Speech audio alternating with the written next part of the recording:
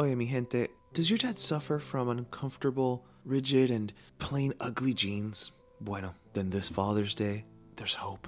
Get your dad the perfect jean.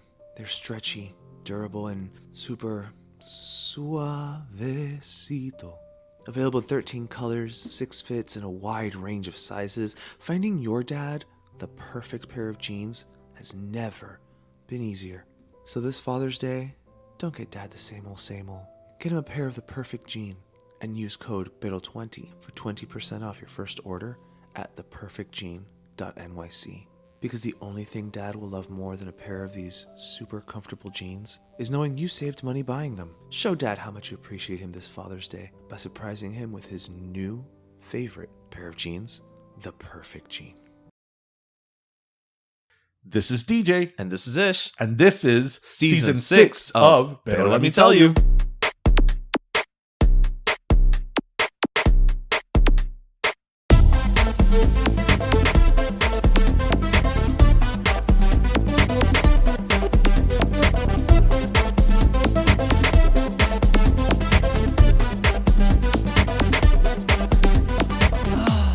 Listen to that sound of the shore. Listen to the sound of the shore. Yes, the shore. The beach. That's behind us? Yes. La playa. Yes, la playa. Cuando calienta el sol, aquí en la playa.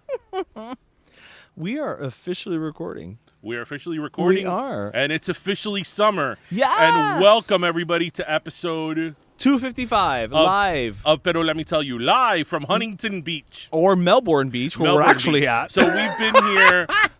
We've been here like a week at this point, and I still don't know where we're at. Yeah. Which is weird because I always have a really good sense of direction. But not today. But not this week. Not this week. This week, I could very well be in Perth, Australia. And which is funny because I told you, I'm like, we're in Melbourne Beach. Think of Australia, Melbourne, right? But no. Well, in Australia, they don't say Melbourne. They say Melbourne.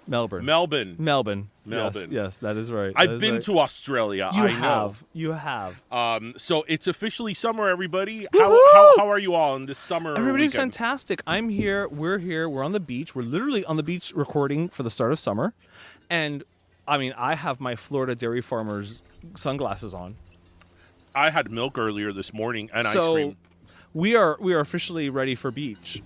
With dairy, yes. We're ready for beach and dairy. And dairy, yes. Because nothing goes better with beach than dairy. Than milkshakes and ice cream and all the wonderful... fried chicken. What is it about having fried chicken on the beach? Well, we don't do fried chicken pop-ups, but you can go to the pop-up that we're having this Saturday at Exit 1 Tap Room in Exit 1, Florida City. Yes, and it's going to be our premiere pop-up. We did not plan that that transition. No, we didn't. No, we did not. No, but it's going to be our first time at Exit 1, so feel free to join us, yeah. So, it's summer. We're here in beautiful Melbourne Beach. Yeah, let's go to the beach. Can we get a wave? And, for those of you who don't know, Melbourne Beach is about 3 hours north of Miami. It's on the east coast of Florida. Yep. Obviously we love summer. Who doesn't love summer? What are some of your favorite summer memories? I mean, the thing is that because we live in Miami, I feel like our summer memories are all just like the beach. Right. Like, there's nothing... Hay una ventolera. I know, sorry. There's nothing specific. But I will say, I love the fact that starting last year, you and I and all of our friends decided that we were going to do every year, we're going to do a annual friend vacation. Right. It only took 30-some years. Right. But better late than never. Better late than never. And I think it's great because that's actually why we're at Melbourne Beach right now is because we're all just here hanging out at a house, Airbnb. We rented a house that is beachfront. We've been hanging out on the beach. It's been fun. It has been fun. It's been great. Like we're a little toasty. A little bit. But what's really surprising about this beach, and had you been to Melbourne Beach I had before? not. Neither had I. Is that this is like very much a beachfront community, or a beach town, if you will, and there's nobody on the beach at all. Like we are the only ones on the beach, and it's not like we're in the middle of nowhere. There's houses all over the place here. And I mean, we went to a restaurant last night for dinner, and there were people there. The restaurant was full. It was full. Yeah. But there's nobody on the. So we literally have the beach all to ourselves. Yeah, absolutely. And which is why I'm wearing a crop top. Oh, of course you are. As you can see, everyone, Crop top. I'm not wearing a crop top. I'm wearing a t-shirt because you actually also can't see that I'm wearing bikini brief Speedo. Right, but and yes, I wear basketball shorts. But this is why we're DJ and Ish. We complement each other. We complement each other. We do. I mean, I'm not wearing a hoodie right now because then that would really be stretching you would die from that would really be stretching it a little bit too much. But anyway, it's funny. Some of my favorite beach memories. It's one of those things that like as you grow up and you establish yourself and you're in a better income bracket, hopefully, than your parents, who usually are the immigrants, so on and so forth. Hashtag growing up Hispanic. So I remember when I was a kid, my parents didn't have a lot of money, like a lot of people. And, when I was probably like 6 or 7 years old, that my parents had only been here at that. No, I was a little older. I was probably like 8. That at that point, my parents had been here like 6 or 7 years. They couldn't really afford to give us like vacations. Right, of course. And I remember that like my aunt and uncle rented, and I'll never forget the name of the hotel. It was the Vanderbilt Inn in Naples. The Vanderbilt. No, it wasn't like that. It wasn't Anderson Cooper. No. It was called the Vanderbilt Inn in Naples, and it was a small little hotel, but it was on the beach. Right. And I remember that, my parents, again, they couldn't afford to take us on vacation. So we would go to like the room with my aunt and my uncle, and my parents would buy la balsa that you have for la piscina. Porque I don't know, were there air mattresses in the 80s? I don't remember air mattresses in the 80s. I don't think that was a thing. No. And I'm thinking like it had to exist. I think of air mattresses in the late 90s. Maybe it didn't get down to Miami. I don't know. Right. But anyway, ellos compran las balsa, the long ones that the floater or whatever, floating whatever that you would put in the pool. And my mom would sleep in one. My dad would sleep in one. My brother usually would sleep like with a lot of towels like under the sink area. And because I was a kid, I think I made it onto the bed with my aunt and my uncle. But it's funny because it's one of those things that like we had absolutely no money, but I think of those vacations very fondly because it was like my whole family, and like there were other people also that would you look forward to it. We had other aunts and uncles that I wasn't related to that would join us at the Vanderbilt Inn in Naples, as one does when you're an immigrant. But it was funny because like again, not a lot of money. Like I think that for resolvían, and that my parents are always the type that like my mom llevaba un paquete de hot dog, of course, compraba little snacks. No, pero espérate, we did the same thing this trip. Right, no, but it's different. But it's different because like we all went to like the supermarket and we bought stuff. No, mijito, no. We didn't go to the supermarket when we got to Naples. My mom would bring the food from Miami, okay, so we could have our little snacks. Okay. Y eso es lo que nosotros we comíamos during the whole trip. Okay. I mean, yesterday we went to a very nice dinner for restaurant. This is true. Restaurant for dinner. So oceanfront. Oceanfront. That wouldn't have happened. Yeah. But it's funny because it's those memories you have as a kid that like are very, very humble, very modest, and you think about it very fondly. It makes you appreciate what you have today. Right? Yeah. The fact that we rented a house and we're oceanfront and all that. And then, which again, all generations, this is very normal.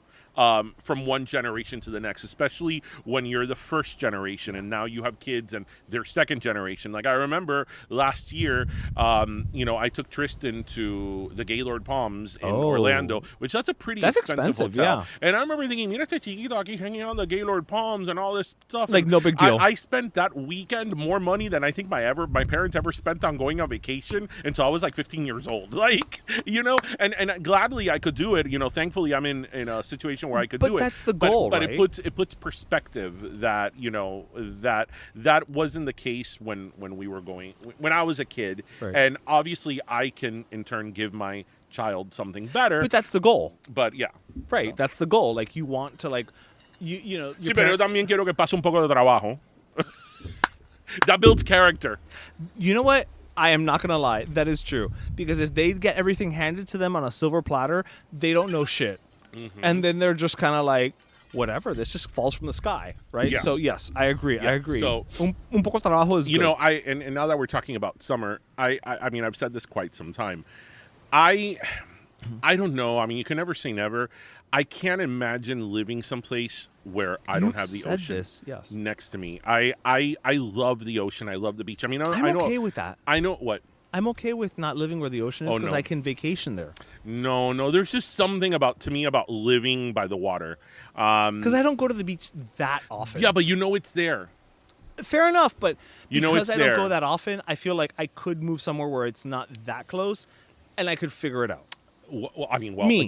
yes. I mean, if you have to do it, you do it, right? Right. I mean, but I don't know. I need the ocean. It's being at the ocean and by the water. It's my favorite thing to do. It's where I feel at peace. I mean, obviously, it's fun. It's fun, and you have a great time, especially when you go with friends like Right, we're of now. course. But it's, to me, it's not even that it's relaxing, it's peaceful. Like, I really feel zoned out. For me, like, even if I could go to Miami Beach with 5,000 people around me and I completely zone out. It's funny you say that because I think you can relate, and so can I. Growing up, like, again, this weekend we came to the beach, we rented a house, but it's just us and our friends. Yes. But I feel like growing up, our parents would not have done that with their friends. Like, they wouldn't have just been like, we're going to go out for a weekend with our friends to the beach or to Vegas. Without kids. Or we're at, right. Like a friend trip, which is something that we have done now. This is our second year, officially our second year. And I feel it's so interesting that we're different in that way from our parents, but right? I think that depends, because we're children of immigrants. So, I mean, I know in your case it's a little bit different because your parents were here when they were really young. They grew up here, right. But we're I'm a child of immigrants. My parents came as full-blown adults with Correct. a family. It's different. So my parents couldn't be like, well, I'm leaving the kids behind. But my parents never went on a friend's trip. We're going to go holiday. Right. But my parents never went on a trip with their friends. Right. I mean, also in our case, we're all childhood friends. So right. It's different. That it's a little bit different. The ones of us who do have children, we can accommodate the children right. to stay with whomever. So but I feel like growing up, that wasn't even an option. Well, like, my parents would have never even been like, my grandparents, they could have left us with them. right. Because they did when they went to Hawaii on their own trip. My parents, my mom and my dad went to Hawaii a couple times, and it was just them on their own Right. to Hawaii. I don't think it would have ever dawned on them to be like, we're going to do a friend's trip. Let's leave them with their abuelos. It just wasn't the friend trip concept. I don't think was a thing. And again, my parents grew up here, so your parents came in here as adults. But mine did were kids. your parents have a set of friends that were like? My mother to this family? day has friends that are like, my sister's godparents are my mother's friends from middle school and high school. Right. So yes, they have that bueno. that amistad, but it was not a thing. She's not me, and she never will be. That song live is so annoying. Speaking of live, so something I wanted to bring up. I think we had talked about it in the show before, but I wanted to bring up now because it's a little bit more involved. So usually the summer is when singers go on concert tours. Yes, absolutely. They start the concert tours. Hey, pass me some water because I am so parched. My boy Abel, the weekend, is starting the European leg of his After Hours Till Dawn tour, and I'm super jealous because the stage is even more badass than it was in the U.S. leg. But whatever, I've already seen the show. But the big two, I would say, big two tours going on this summer, despite the fact that Madonna is touring and so is Janet Jackson. Yep. The big two tours, And Taylor. the big two tours going on are Taylor Swift and Beyonce. Yes. And the fandom and the just demand for these concert tickets has been unparalleled like anything before. And I was reading earlier today that Beyonce tickets added to the inflation rate in Sweden. Wait, what? Yeah, because the thing is, so it's all connected. Okay. So because I think she opened up the Renaissance tour in Sweden. Yes. There were a lot of not only people that were locals who went to the show, but what's happening is that a lot of Americans, it is cheaper for them to fly to Europe, rent a hotel, and get the tickets than buying the tickets here in the U.S. Really? Yeah, because her tickets in Europe, because it's not Ticketmaster, they're pretty much at face value. Okay. So I was reading in the news story that I wrote, I was reading this girl who she paid $360. That's nothing. To be in the inner circle, like the pit. Floor seats. The inner circle, like Beyonce stage, it's on the floor. There's a circle, and then there's a B stage in the middle. She's inside the circle, so she couldn't get any closer. And they were $360, and because they're face value, and that's how much you pay. And she said, I got my airline through my points. I got a cheap hotel, and it was cheaper for me to go to Europe, see her there with floor seats, than if I would have gotten an average seat to see her, in her case, in Texas. I believe it. Texas. I believe because I actually looked up Beyonce tickets for like the closest show here in Miami. Well, back in Miami. And I was just like curious. I'm like, yeah.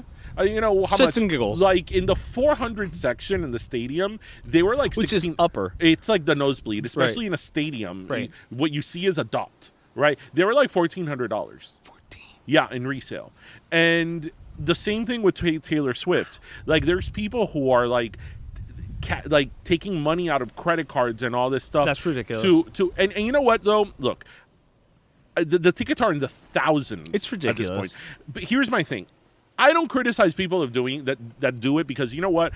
I'm a really big fan of a lot of people, and to me, going to I'm not going to pay $5,000 to see someone, but you know, I've been to concerts where I've spent heavy money that I'm like, I don't even want to look at the credit card receipt, but I'm like, let's do it. Like, Itahedazo. Because I get it. I get it. When you really like someone and they're at the peak of their game in terms of popularity and touring and all that, you want to be there. You want to experience that. Right. So I totally get the people that are like spending this money to see whether it's Beyonce or Taylor Swift. What I just have a really big problem with, and we've talked about this before, and I have been ringing that alarm for years, is the whole Ticketmaster bullshit. Yeah. You know, and it's here in the United States. It really is, It right? really is. You know, these convenience fees and all this type of stuff. Inconvenience fees. And the fact that, you know, they can't get their shit together, that you know, the system always crashes and all that. Now they don't even give you a paper ticket. So it's all electronic, and yet it's more expensive than ever. And you know what? It's totally unfair, because there's so many, not even us, kids, people that are like, because we can afford teenagers. it theoretically. No, but it's not even whether you could afford it or No, not. but I'm saying, but the fan base, but there's right? people who can't. And you know what? If you are a kid, a teenager that grew up listening to these singers, you know, and you obviously can't go to the concert yet by yourself, so a parent has to at minimum go with you, right? And if you have a sibling, you know, you're going to take the sibling. You know, not everybody has thousands of dollars to go spend on a concert, and it's a real shame, because there's people who are real fans who are like, want to enjoy this artist and can't because of the freaking bureaucracy of Ticketmaster and all this crap. And the current administration wants to pass an act where they will, with the fees.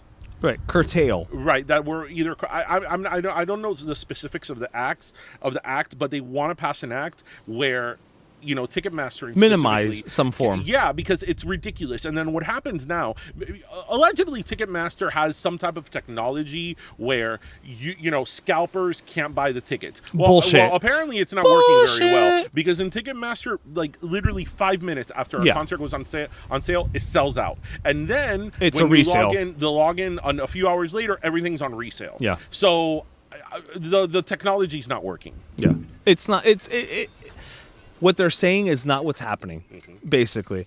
No, I agree with you. I think, again, as I call it, the inconvenience fee of Ticketmaster, because it's like, you know what? No, it's not like before where it was like, oh, I'm going to buy it online because I don't want to go make the line at Ricky's Records, right? That's not an option anymore. There is no. What a throwback! If you're from Miami, if you know Ricky's Record. There is no record store anymore to go buy it at, right? So it's not a convenience fee. It's literally just the way it is. Yes, theoretically, you can go buy it at the stadium or the arena or whatever. But let's be realistic. These things happen during the work week. Yeah. You cannot go there. So it's not a convenience fee anymore in the way that it used to be. Right. You know, and so, yeah, I agree with you 100%. Like, they need to do something about it because it's ridiculous. Yeah. One of the most exciting days, I remember my mom taking me to Trax music store in Town and Country. Before it became Blockbuster? Yeah, it was Trax. Yeah. To buy tickets for Mariah Carey's Music Box Tour. And I remember they had the binder with the arena. Yes. And then you would pick the tickets that you wanted. Yes. And I remember them printing out the tickets, and I remember holding the ticket, Mariah Carey Music Box Tour, and I was like, oh my God, I'm going to see her live. Like, I am going to see this woman live. I was probably, I don't know, 13. But yeah, it was. Yeah. Remember the 10 minutes I worked for Specs? Yeah. And it was that. Like, people would still come in. And you worked for Specs in the 2000s, I right, believe. but there was still that element of people coming in, and like I had the binder, and I would show them where the tickets were, and they would pick, and there was something exciting about that, right? Yeah. You know what? Absolutely. You know what? Here that we're in the beach now, you know what I feel we need to sing? It's a cruel summer. Leaving me here on my own. Yes. It's a cruel summer. Now you're gone. You're not the only one. It's a cruel. But it's not cruel because we're here together. Yeah, you know what though? I have to say about that song. Obviously, I love the original by Bananarama. Have you seen season 2 of Cruel Summer? No, I haven't. Okay. I haven't seen season 2 because I liked season 1, and I'm like, why do they need to do a season 2? But I know it's a whole different. It's a whole different. It's an anthology situation. Yeah. So, Cruel Summer, the song. I remember. I mean, I love the original by Bananarama. I love it, but I have to tell you, the Ace of Base remix. It's slaps. close. It slaps. It's good. It's good. Yeah. It's good. I'm not gonna say it's better, so don't come at me, people. But it's different. But it's good. Yeah. Yeah. You know what I love? That by the time Cruel Summer by Ace of Base came out, that's when the blonde Lynn was totally over Ace of Base. Oh, yeah. And in the video, she comes out in the background, blurred, sitting on a chair. Because she wasn't singing anymore. She still sang, but she didn't want to be part of the group. Oh, I thought she wasn't singing anymore. No. Let me tell you something. Ace of Base, I don't care what anybody says. Bring it. Ace of Base was freaking awesome. I will fight you on that because, I mean, listen, if you didn't like The Sign was such a good song. It just means you're a communist. I'm sorry. The Sign was such a good song. I loved that one. Oh, yeah, and Living in Danger. I see lies in the eyes of a stranger. You've been living in danger. That was such a great song. That whole album. It was a great album. The Sign of the U.S. or Happy Nation worldwide. Yeah. And even It's a Beautiful Life was good. That's such a good song. Yeah. In and of itself. Ace of Base was awesome. I feel like Ace of Base should have gotten more time than it got. Because it could have been the 90s ABBA, but I feel like it was cut short. Because Lynn wanted to leave the group. Damn it, Lynn! You remember we saw Ace of Base live? Wait, we did? We did at the Jingle Ball. Oh fuck, I forgot. But it was with the other one. It was with Jen. Yeah, with Jenny and the two guys. And the two guys. Were named Buddha and Joker. Coño, yeah, that's right. Hey, you are good. Well, I have a good memory. Buddha and Joker. He has a very good memory. That's like if I tell you Klaus and Soreen and Lene. Aqua. And you know what? I feel that everybody should know who Klaus, Serene, and Lene is because their names come out in the Barbie Girl video. Yes. But not everybody had the box. Yeah, but the Barbie Girl video was on MTV. Was it really? Yes. I don't know because I always saw it on the box. That was an international I know, but I always saw it on the box. I feel like I got my fill of them on the box. Okay, so why aren't they using that song in the music? They kind of are. So here's the thing. Mattel sued Aqua. Back in the day. Yeah, back in the day. So that may be why they're not using the song proper. But they are using like a remix or a rap version of it for the song. For the movie, sorry. You know what? That song... Se me cayó la tapa. Oh, he lost the top. I'm wearing the crop top and he lost the top of his his thermos. That's a double entendre. Anyway, I feel that song, Barbie Girl... Mm-hmm. That song has never really died. At all. Because, like, I have a friend of mine whose daughter is, like, in her late 20s who loves that song. And, like, she told me, that song was in her 15s. And I'm like, I started doing the math. I'm like, okay, her That was like 10 years ago. But 10 years ago, but many years after the Right, original right, came out. right. Right? And my kid and his friends love that song, or they know Really? the song. Yeah, they know the song. And that song is used in memes. Oh, which for sure. That's what all kids are about today. And it's like, who would have ever thought that Barbie Girl by Aqua would have Had that longevity. that like staying power? Yeah, for in sure. one way or another, right? I'm not saying that it's remembered for being, A great song, right, for right. being, it's not Stairway to Heaven. Like, but somehow Barbie Girl has, stood the test of time. Stood the test of time. Yes, Y yo no he visto una película that they had more of the making promotion of than this Barbie movie. Yes, and I'm going to go see it in July. I'm here for it. Well, when you go see it, you could talk about it. I will. I will let you I'll know. pass. I will let you know all about it. Me and my sister are going to go see it. I'll pass. I'll Yes. I'll let you know. I mean, that's one of those things that, like, if it's a big hit, maybe one day when it's on streaming, I'll be like, eh. Yeah, but no, I love Barbie. I follow Barbie's style on Instagram because nobody's going to tell me that Barbie is not a real person. Yeah. Because that Instagram, she's like doing things that I do on a daily basis. I used to rip off Barbie's head, my cousin's Barbie And doll's that heads, and is- put them in the microwave. That is why he is not going to go see the movie. No. No. No. So I wanted to bring something up. This week we've had a lot of newsworthy things. We've had, there's been the indictment of Donald Trump. Yes. There has been the mayor of Miami announcing his candidacy for president. Potalita president. To quote, we got to give credit to quote Billy Corbin. Yes. I was about to say Billy Piper. No, Billy Piper would not have said that. No, but I wanted to bring something up, and it's going to be a little lengthy, but I wanted to read it because our friend Andrew Otazo, Miami Creation Myth, for those of you who don't know, About Cubans and Democrats. yes, buy the book. It's phenomenal. But he wrote a whole spiel called "Democrats Have a Cuban Problem." They do. And I want to read it if I will. Yeah. It's lengthy, but I've read it. But go with me. It's actually 187,006 problems, or how many more Cuban Americans are registered as Republicans rather than Democrats in Florida. 53% are registered Republican, 26% are Democrats, 21% independent. But it wasn't always so. In 2016, Trump only won about half of Florida's Cuban vote. In 2020, he took 55% of it, helping even Democrats' margin in Miami-Dade County, a previously liberal bastion that counterbalanced Ruby Red Central and Northern Florida, and guaranteeing Republicans supermajority in the state legislature and claim to all 29 of Florida's Electoral College votes. This, I don't need to remind Democrats, led to 3 gut-wrenching days which the entire country waited while Georgia, Arizona, and Pennsylvania decided the election for Biden by razor-thin margins. So why did Democrats steadily lose ground among Cuban Americans? Some liberal commentators fault Cuban Americans themselves. Perhaps they're too racist, too insular, too unempathetic of other minorities' issues, or too susceptible to misinformation. As a satirist and member of South Florida's Cuban American community, I've taken it to task innumerable times, and believe me, reaped a whirlwind of backlash, and as a result. However, chalking up Democrats' losses to innate ethnographic deficiencies is short-sighted, prejudiced, and ignores how America's quote-unquote big tent party fundamentally fails to understand or effectively communicate with Cuban Americans. A continuation of this dismissive viewpoint guarantees Republicans' grip on the community and the state of Florida, endangering Democrats' national aspirations for decades to come. Let's start with what should be the easy stuff, but remains one of the Democratic Party's most glaring shortcomings. Democrats need to stop rewriting, reframing, and repurposing Cuban American history.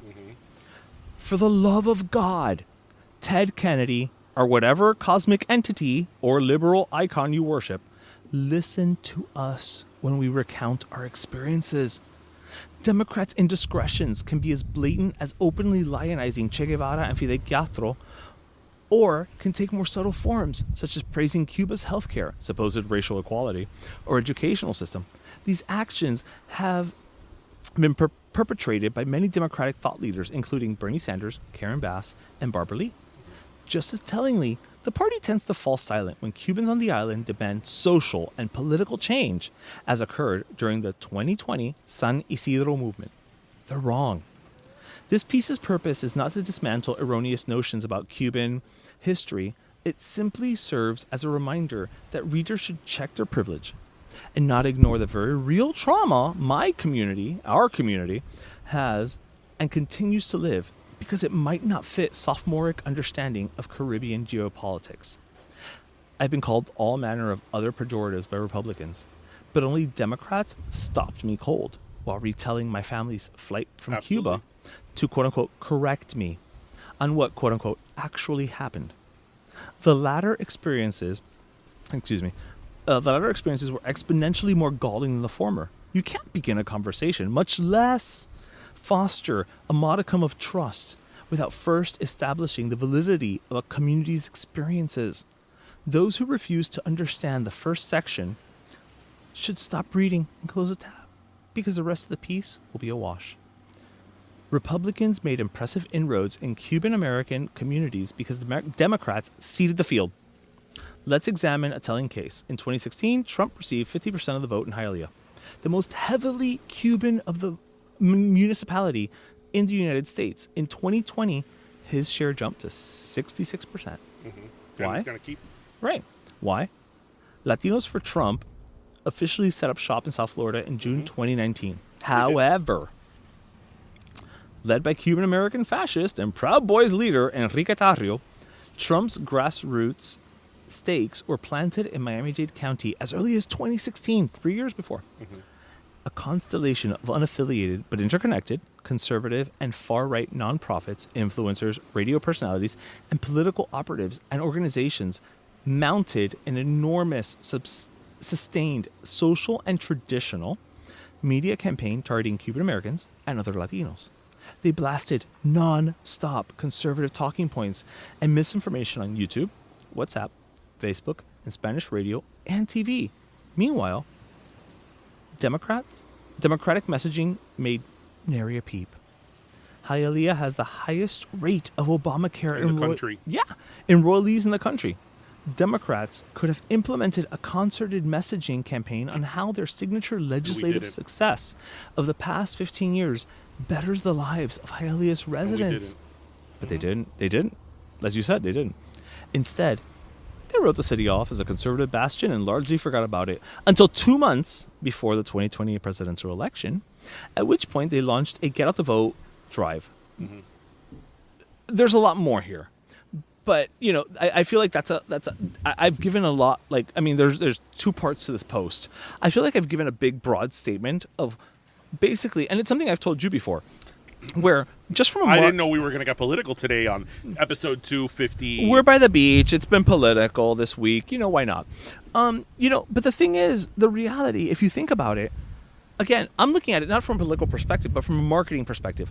If I want a new brand, right, to succeed, I can't start 2 months before my numbers are due. So there's a lot to unpack there. There's a lot to unpack there. First of all, the piece written by Andrew Otasso, like everything Andrew does, is amazing. Phenomenal. And it's perfect. And he is. It encapsulates exactly what the issue is. So, I mean, Andrew, we're a big fan of Andrew. Andrew always hits the nail on the head. Yep. And this is this is no different. No different. It's great work on his part. But, you know, as many people who listen to the podcast know, I work in Democratic politics, and I've done many election rounds working for the party, working in coordinated campaigns, working on the field, doing different things. And it just, again, he hit the nail on the head there. There's a lot to deconstruct in that. The part that upsets me the most is where he states, and this is something that we have talked about the most, about how many people who are, unfortunately, on the Democrat side or left of center want to rewrite Cuban history. Yeah. Right? We've said that many times on this show. They want to rewrite Cuban history, and they want to talk about certain so-called accomplishments of the Cuban government at the to expense. fit their narrative as to whatever their values are. So they want to say that socialism in Cuba led to great education, literacy. Led to great. It's all about literacy. Let me get this. Sorry. They want to make a point that literacy in Cuba is high because of the socialist government. Education is high because of the socialist government. Everybody has freedom of health care, and everybody has access to health care because of the socialist government. That there is no racism in Cuba because of the socialist government, and on and on and on and on. And what happens is that a lot of people here, unfortunately, on the left side of the spectrum, use those talking points that the communist government has used time and time again as propaganda.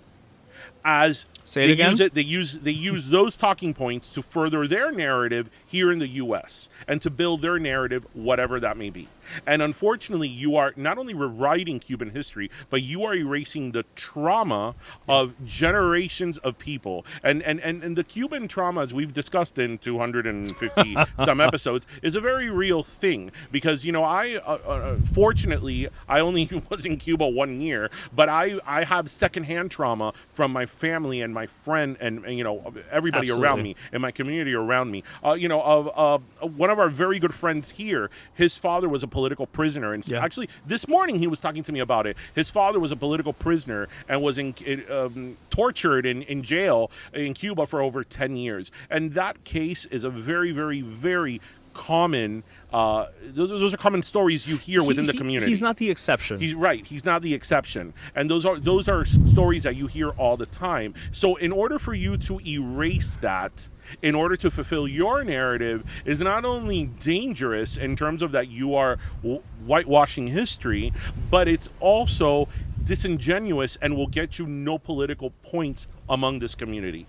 Furthermore, one of the things, again, with that aspect that I remember I sort of heard in 2020 when July 11th happened was, I can't tell you how many people or influencers or just people online I saw saying, well, of course, the white people in Cuba didn't want communism and socialism because, Castro came to, get rid of their slaves.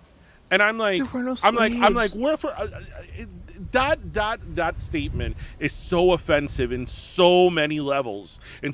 First of all, slavery had been outlawed in Cuba more around the time that it was outlawed here in the United States. Secondly, yes, there were many white rich people in Cuba. Anywhere else. There were, and there was a ton of corruption under the Batista government. There was, and it was very much a situation of the have and have-nots. But in saying that, not only are you spreading a false narrative that people that were white in Cuba had servants, which was not the case. I mean, my parents lived in a house with dirt floor until they came to the United States. But it's further erasing the fact that Afro-Cubanos still experienced a ton of discrimination in Cuba, and things in Cuba Cuba is not the racial equitable paradise that many people that side with the socialist and communist government of Castro think they are. And I would love to have, as we've had many times, people that are Afro-Cubano on the show. I would love for them to come and say that, because I also don't like to speak on behalf of other people and take spaces that are not mine. Fair enough, but we can speak that Afro-Cubanos on July 11th, right? They were the ones who predominantly started the July 11th the San Isidro movement. Right. So you're showing your ignorance by saying, "Oh,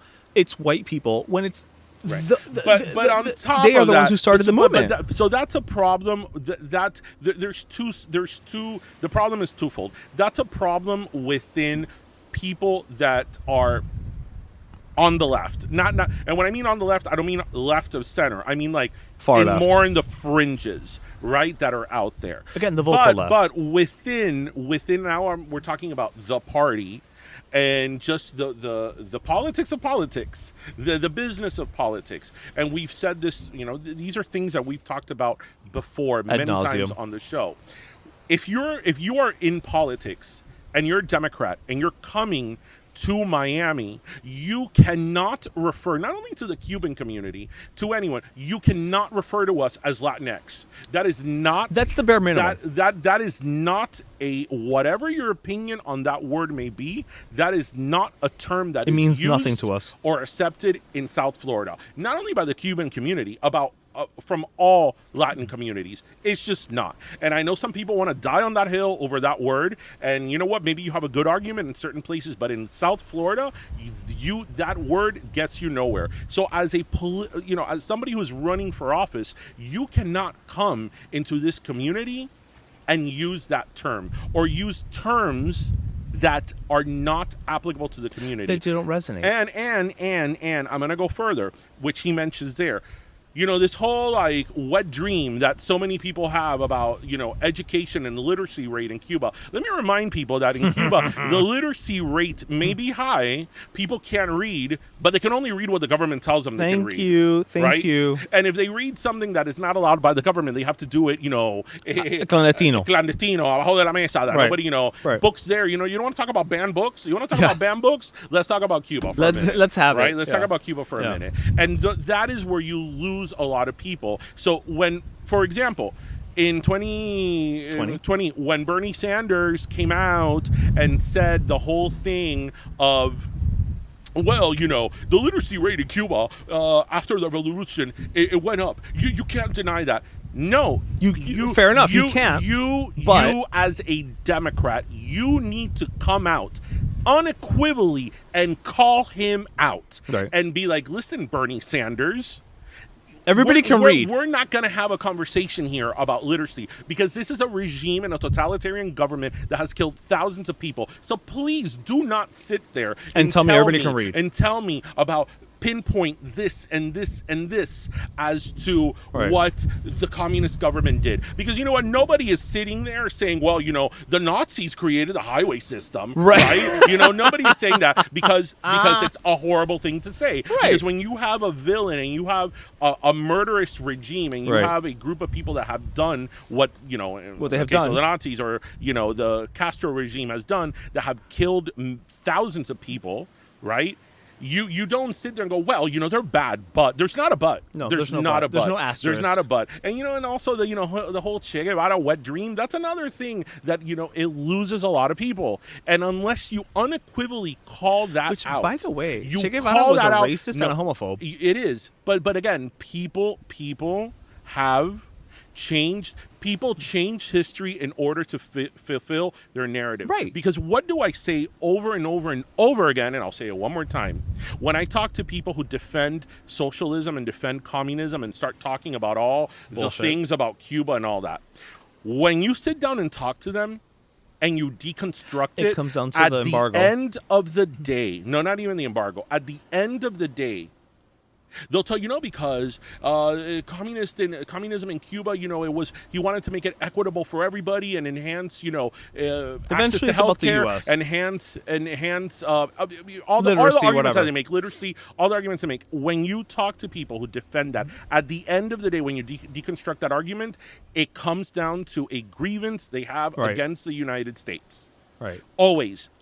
It doesn't fail. It doesn't fail. They'll tell you, yeah, but in the U.S. this. Yeah, but in the U.S. that. Oh, yeah, but that's look not at what we have talking now. about. That's not what we're talking about. You know what? This is not a competition to see what's worse. Who's worse? Right? Yeah, to see what's more unfair. Right. So, that's something that as working in politics, I've said many, many times that we need to do a much better job at outreach. Outreach doesn't, and I even put that on my Twitter. In my Twitter at the end of the election now in 2022, I put, because we had Democrats were blown out of the water in Florida, and I said it on my Twitter. I said 2024 starts today because it wasn't only with Cubans, it was also with Puerto Ricans. Oh, really? Puerto Ricans voted for DeSantis at much higher numbers this time around than they did before. Oh, wow. It wasn't just Cubans. So what's that telling you? That's telling you that the message that the Democrats are selling in Florida is not reaching any Latino. Right. And that's that if you read the rest of Andrew's dissertation, he says that. He's like, as Cubans go, so do Latinos. Yeah. So it's not just Cubans. If you do not pay attention to what you're doing to Cubans, eventually it's the Puerto Ricans, it's the Venezuelans, it's the Colombians. It's it will have a bigger reach than what you think it will. Mm-hmm. You need to invest in infrastructure insofar as radio. social media, having a presence in the community. Local messaging. Because you have to understand, and again, I say this from a marketing perspective, you have to understand how Miami is different than LA, is different than Chicago, is different than New York. You need to invest in local infrastructure in terms of having people on the ground with a presence, with an office, with social media, with communications, in addition to calling out immediately. See, because the problem is that what happens, a lot of these candidates, they are afraid to call out certain things because they don't want to lose. They don't want to lose then that part of the party. Right. So then what happens? They use that against, the Republicans use that against Albuquerque. Let me tell you somebody, Karen Bass, who is the current, I think she's the governor. She's the mayor of LA now. She just got. Was she the mayor of LA? She's up there in California politics. She, to quote any Cuban off the street, es tremenda comunista, or says things. I mean, I'm not going to say she's a communist. I don't want to. I don't want to do that because she can be interpreted. When Fidel Castro died, she tweeted, "Rest in power, mi comandante." La raya y la cruz. And she actually, when she was young, she went to Cuba to no sé qué and whatever. I'm sorry, and here I'm going to sound like a lot of people in our community. No, I'm sorry. Bring it. But if somebody who is an American elected official would have said that about Marx, about Hitler, about anybody Stalin. else, about North Korea, about Putin, anyone, se hubiera acabado el mundo. Right? But a major elected official in California put rest in peace, mi comandante. Rest in power. Mi comandante. It's like, oh, no. Right. So if I would have been an elected official, obviously for the Democratic Party, I would have been like, at Karen Bass. I would have been like... No. No. This is the way this is going to go. Right. Respectfully, a Cuban American. Right. Again, it's a thing we've talked about so many times here ad nauseum, which is just like, it feels as if though Cuba is this like anomaly where it's like, if this were to happen literally anywhere else in the world, you would, like you said, you would never say rest in power Putin. Right. Rest in power Kim Jong-un. Right. Like, but when Castro dies, it's almost like trendy. It is, I think. It's almost fashionable. It's just me, and this is coming from somebody who identifies as a liberal and as a Democrat. I mean, I work in democratic policies.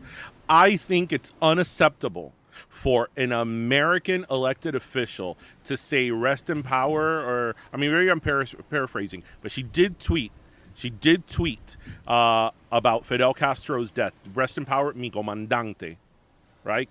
Karen Bass. It is unacceptable for an American politician to say that about a murderous dictator and for people to just be like, okay, not say anything.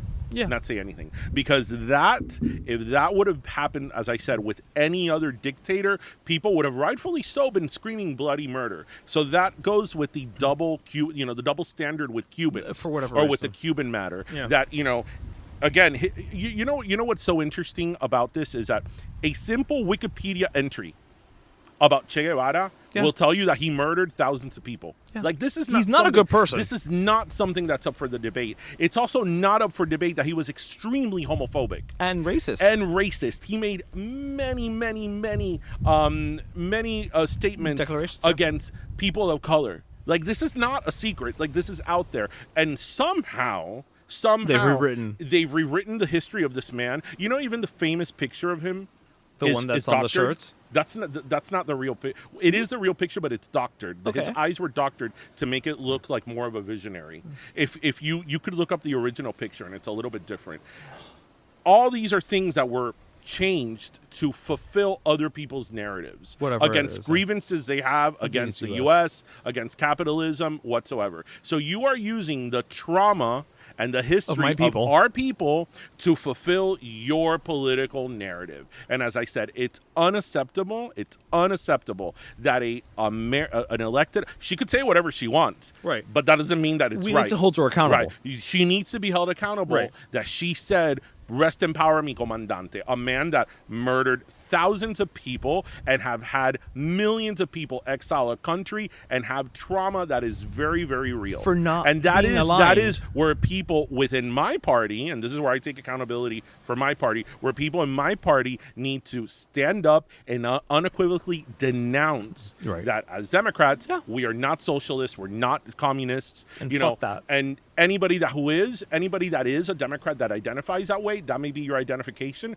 but you're not the majority. That's not a widespread opinion or stance of the party at large. So that's thank you for coming to my TED Talk.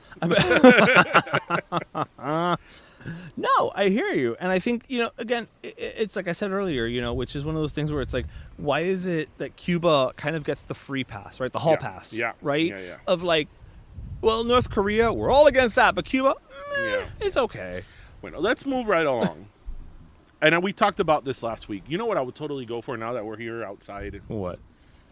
I would go right now for like a kick-ass mango smoothie. Well, I have mangoes in the house. No, you brought mangoes. I brought mangoes. You brought the mango. I did. You brought the mango. I did. I'm a Miami boy. I brought that mangoes. Say what you ever will about Florida. That is something that is so unique to us, and it's so great that during mango season, you just have mangoes everywhere. We had mangoes in the ocean. Yeah, you just have mangoes everywhere. Mangoes are a beautiful thing. They are wonderful. Who doesn't like mangoes? I think you should come up with a mango flavor for Bim Bam Pollo. Okay, well. I don't know what it's going to be, but I feel like you should. Mango-licious. All right, Fergie. What is Fergie doing nowadays? I think she's just kind of hanging out, Just hanging out?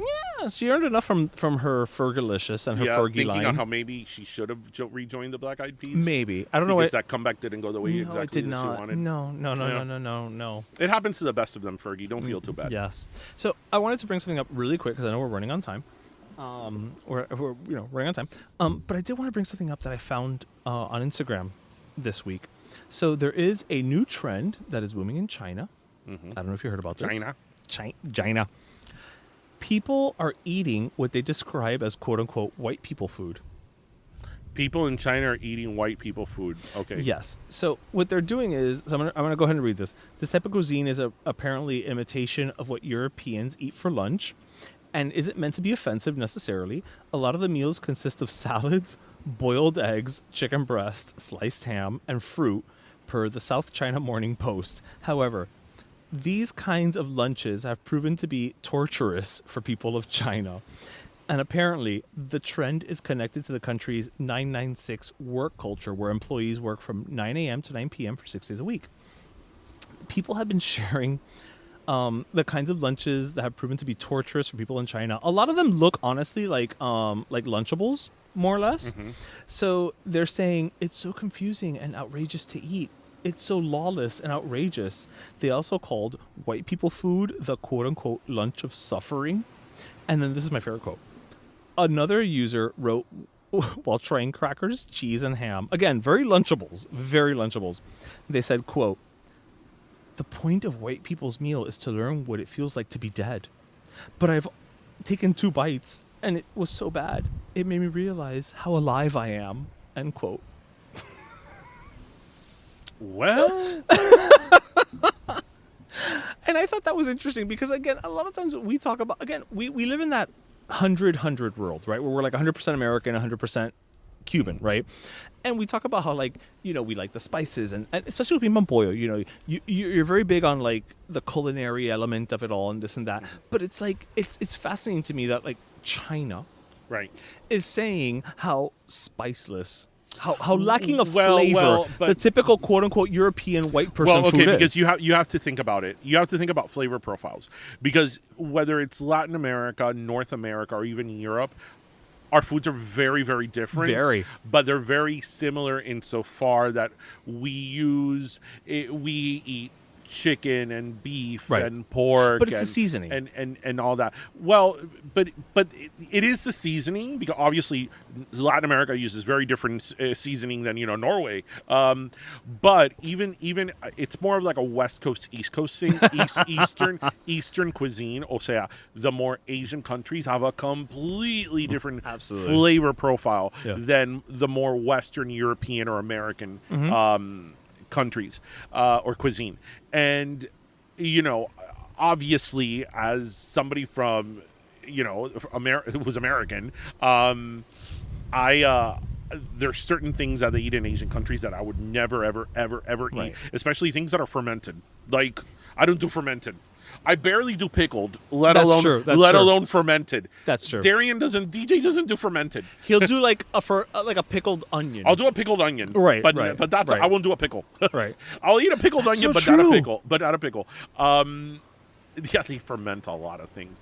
And I watch it, I'm like, I wouldn't eat that if you por paid nada him. en este mundo. But, obviously that's very customary for them. Right. So I could see how they are so, just see it from the point of view how many people that are Western try certain Eastern foods and are like, how can anybody eat this? But Cubans, when they taste like American food, eso no tiene sabor a nada. No. Yeah. But I'm saying, like, even let's bring it down to us, right? Right. But what I'm saying is that in Western food, in Western cuisine, there's a different flavor profile in terms of spices. With Eastern cuisine, it's just different. They eat different things. Right. Their proteins are completely different. Right? You don't go to Costco and buy 10 pounds of chicken breast in China. Right? It's very, very different. So Right. I could see how they're kind of like, and especially like if you think about it, like un embutido, cold cuts. I used such a That was such a word, embutido. Un embutido. Yeah. A cold cuts. Right. If you think about it, it's kind of like, okay, I have roasted turkey, but it's not roasted turkey. It's just there. This went through a process. And it's that cold. ended up being roasted turkey. Right. So, it's all relative. It's all relative. I mean, look, I love Asian cuisine, but I admit that the Asian cuisine I like is probably Americanized Asian cuisine. Fair. I love sushi. Heck, we built a chicken wings company business on a Korean wing. This is true. This is true. But I love me some boba. You do like boba. I don't like boba. Well, boba doesn't like you. That's fair. We had a conversation. Me and boba. You and boba? Me and boba. You didn't figure it out? No, it's because I appreciate tapioca, but not in a bubble. Not in a bubble. Yeah, not in a You bubble. want it in a Jello cup. I like it in like a compota. Compota is such a great word. It is such a great word. Compota. Yeah. El niño va a comer compota. Yeah, because to say you're gonna have baby food isn't the same as Okay, compota. do you know what was literally my jam? They don't make it anymore. Banana compota. The compota, the Hawaiian Delight by Gerber. It's so good. It is so good. So good. Mira, you put it in the fridge really, really cold. You just Oh my God. yes. Hawaiian Delight. Yes, dear Gerber, bring it back. Bring back the Hawaiian Delight burger. We love burger. it. Yes, We love it. Gerber. Oh my God. Yeah. It's the best. And then, till this day, you eat una compota de prunes, and you're good. Listen, You're good. It will do the job. You are good. It will do the job. Yeah. Anyway, bueno.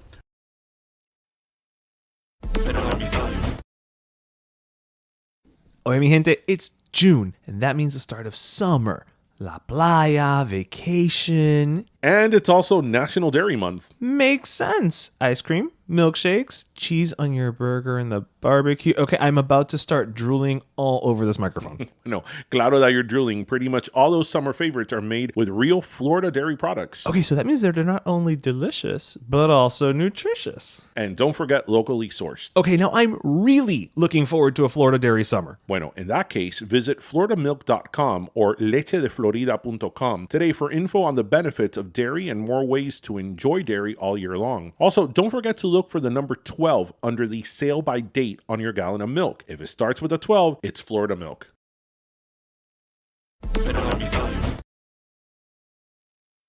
We're a little thirsty. We are a little thirsty. So, Okay, so I mean, we're at the beach, so it's logical that we're thirsty. So I know I'm going to Yes. get my last soda. Too. All right, go ahead. So I think that if you talk about a week in review, you can't not talk about the survivors of the Colombian plane crash.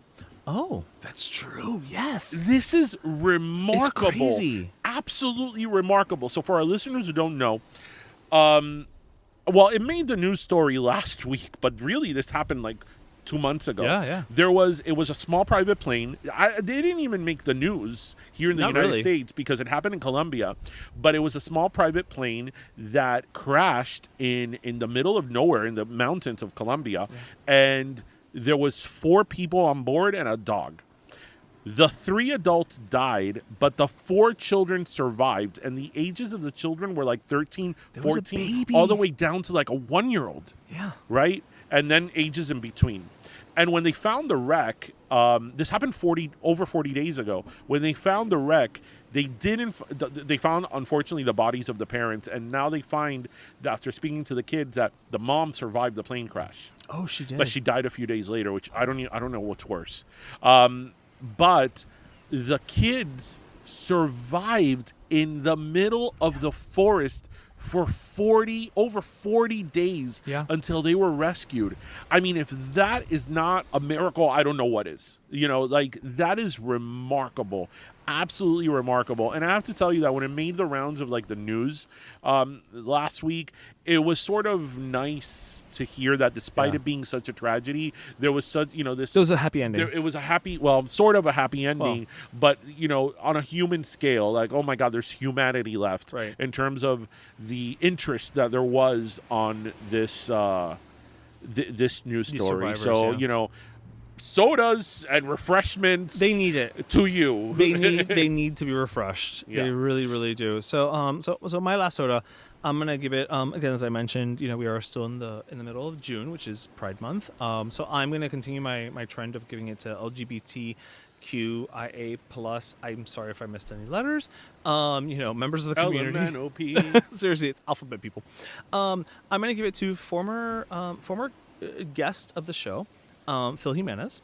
Yes. He is a comic book artist, but he is, one of the first out comic book artists who, just kind of was like, look, I am gay. It is what it is.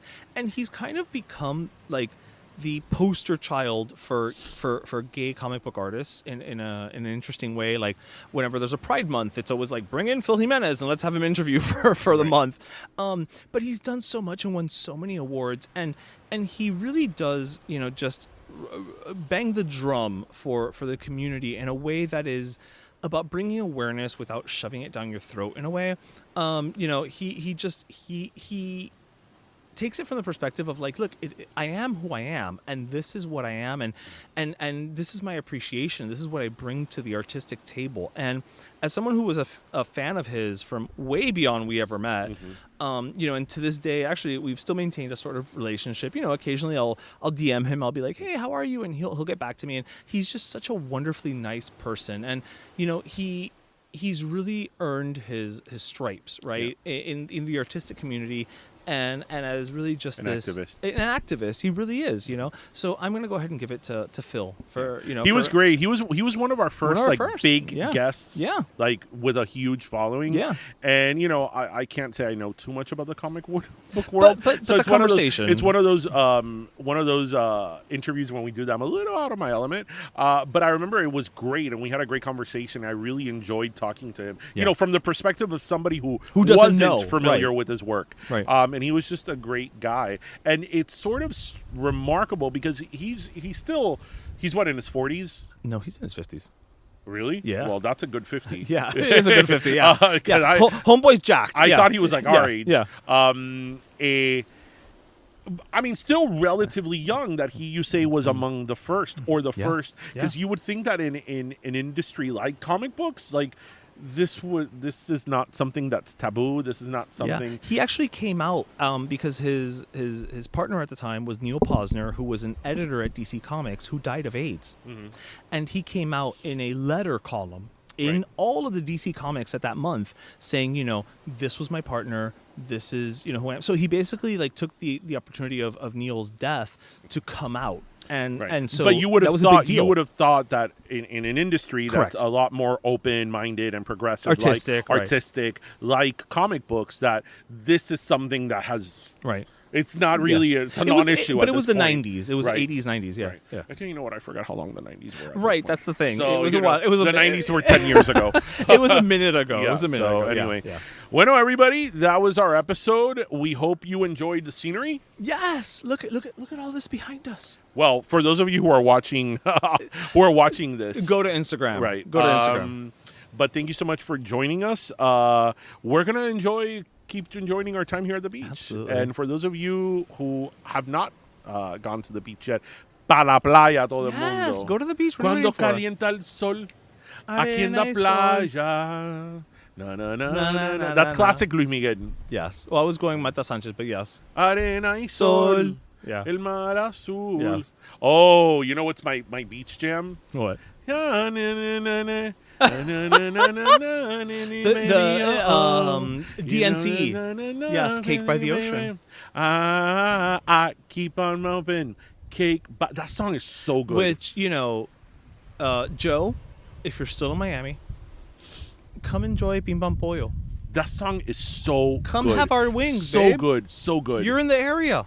Come have the wings. Bring Sophie Turner. She's from, what was she on Game of Thrones? She was Sophie Alex. Oh, sorry. Sansa. Yeah, bring Sansa. Come on. What are you waiting for? Keep on hoping. Cake by the ocean. Boom. Well, everybody, we hope you listen, laughed, and learned. And as always, remember to grab your pastelito, your croqueta, and your cafecito, or in the case of Or a piña colada. or a piña colada, Yeah. a mango smoothie, Yes. or a good old cup of milk. There you go. A milkshake. Yes. Yes. And thank you for joining us, everybody. Have a great weekend. Have a great summer. Cuídense, mi gente. Bye. Bye. Pero Let Me Tell You is co-hosted by Darian Borges and Ismaeliano, produced by Ismaeliano, and our theme, Pero Let Me Tell You Freestyle, is composed by Michael Angelo Lomlaplex, the official gay guy. And don't forget to subscribe and leave us a review on iTunes.